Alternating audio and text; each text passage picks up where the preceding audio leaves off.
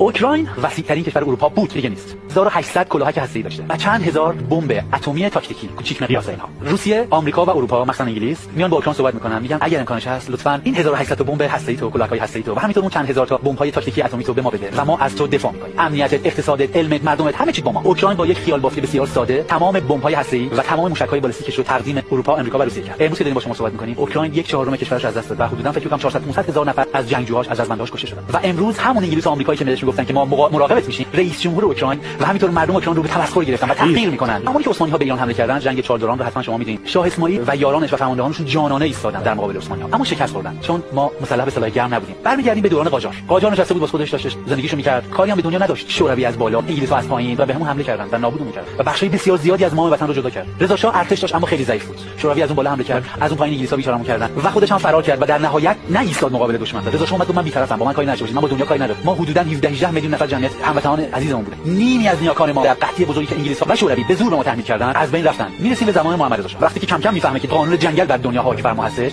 نفت مفیدیم، از اون مواد اولیه رو 1000 برابر قیمت داریم می‌خریم و هی اونا گرونتر می‌کنن و میگن شما حق ندارید نفتتون رو گرونتر به ما بفروشید و حق ندارید اتمی داشته باشید و حق ندارید فلان فلان. حتی شاه رو قبول نکردن که توی بیمارستانی توی آمریکا مداواش بکنن. اونها با تمام حکومت‌های ایران مشکل داشتن. غربی‌ها با تمدن ایران مشکل دارن. کشوری که 300 سال از عمرش نمی‌گذره، استقلال شده باشه آمریکا با کشتن حدوداً 100 میلیون سرخپوست به قول خودشون در کنار یک جوجه‌ای به نام اسرائیل که 70 سال از وجود نسلش نمی‌گذره، اون همه آدم رو قتل عام کرده، 100,000 زن و کودک و بچه فلسطینی رو نابود کرده، از بین رفته. اینجا موضوع ایران و اسلام و انقسام نیست. اینجا موضوع بودن یا نبودن سیاهی، تباهی و نیروی شر یا نیروی خیره.